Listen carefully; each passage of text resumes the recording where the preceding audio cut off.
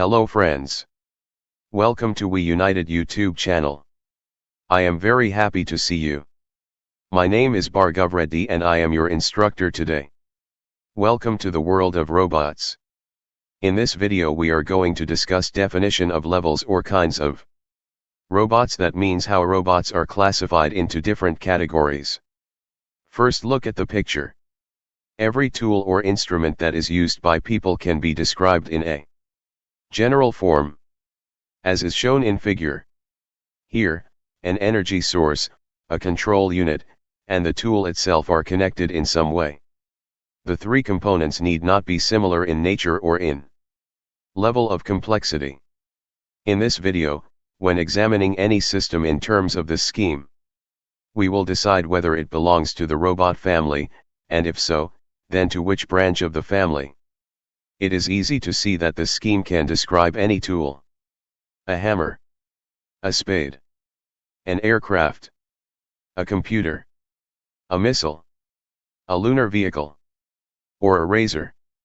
Each of these examples has an energy source, a means of control, and the tools for carrying out the required functions. At this stage we should remember that there is no limit to the number of elements in any system, i.e., a system can consist of a number of similar or different energy sources, like or unlike means of control for different parameters, and, of course, similar or different tools. The specific details of this kind of scheme determine whether a given system can be defined as a robot or not. Let us now look at some symbols which we are going to use them as a reference to classify robots based on energy control and tools. First, the letter D, which is circled, represents driving energy. Then the letter O, which is circled, represents amplifying energy. The circle itself represents control. Next, the up-down triangle represents amplifier. Arrow mark indicates tool. Upward arrow indicates feedback. Rectangle indicated system. The letter which is circled represents computer. Then the letter M, which is circled, represents memory. And the black color indicates manual action. Now move into core topic and look at the picture shown.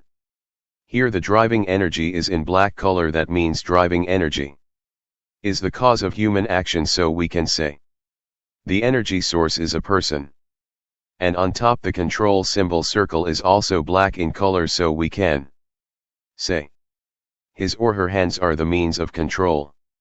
For example, a hammer, a shovel, a spade, a knife, or a sculptor's chisel. Indeed, when a person manipulates a hammer, the trajectory of this tool, the power of its impact, and the pace of action are controlled by the operator. In this case, the feedback, or the sensors which inform the operator about the real location of the hammer, its speed, and its accumulated energy, are the muscles of the arm, the hand, the shoulder, and the eyes. Obviously, this is also true for a spade or a chisel. Now go to second one. By looking we can say the energy source is a motor. But the means of control are still in human hands. For example, a simple lathe, a motor-powered drill, a dentist's drill. Would anybody really be prepared to entrust the operation of such a tool to some automatic controller?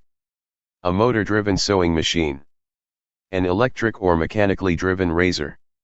To some extent, this group of machines also includes machines driven by muscle power of another person, or animal, or even driven by the legs of the same person. Look at the third type. Here, the energy source is a motor, and the means of control are manual, but are artificially amplified. For example, prostheses controlled by muscle electricity, or the power steering of a car fit this case to a certain extent. Let's move on to next type. Here, the energy source is a person, but the control function occurs in series via the system. For example, a manually driven meat chopper, or a manual typewriter. Here, some explanation is required. Rotating the handle of the meat chopper, for example, The operator provides the device with the power needed for transporting the meat to the cutter, chopping it, and squeezing it through the device's openings. The speed of feeding or meat transporting is coordinated with the chopping pace by the pitch of the snake and the dimensions and form of the cutter. Analogously, when the key of the typewriter is pressed, a sequence of events follows. The carbon ribbon is lifted. The hammer with the letter is accelerated towards the paper, and the carriage holding the paper jumps for one step. This sequence is built into the kinematic chain of the device.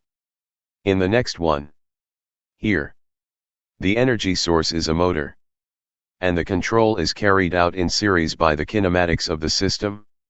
For example, an automatic lathe, an automatic loom, an automatic bottle labeling machine, and filling and weighing machines. This family of devices belongs to the bang-bang type of robots. Such systems may be relatively flexible. For instance, an automatic lathe can be converted from the production of one product to the manufacture of another by changing the cam's heft. Now next one. Here, the energy source is a motor, and the control is achieved automatically according to a rigid program and is amplified. For example, an automatic system controlled by master controllers, i.e., electric, pneumatic, or hydraulic relays. Such systems are flexible in a limited domain.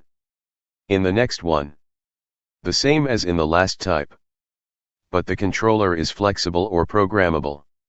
For example, automatic tracking systems.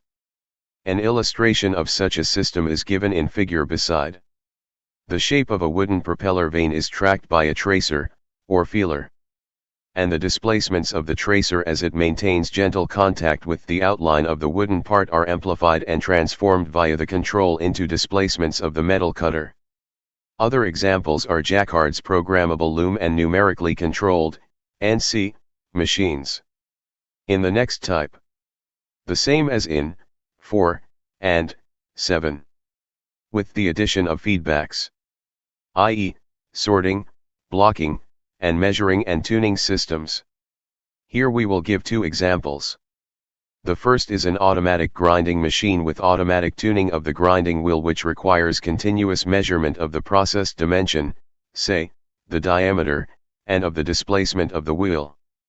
In addition, the wheel can be sharpened and the thickness of the removed layer of the wheel can be taken into account.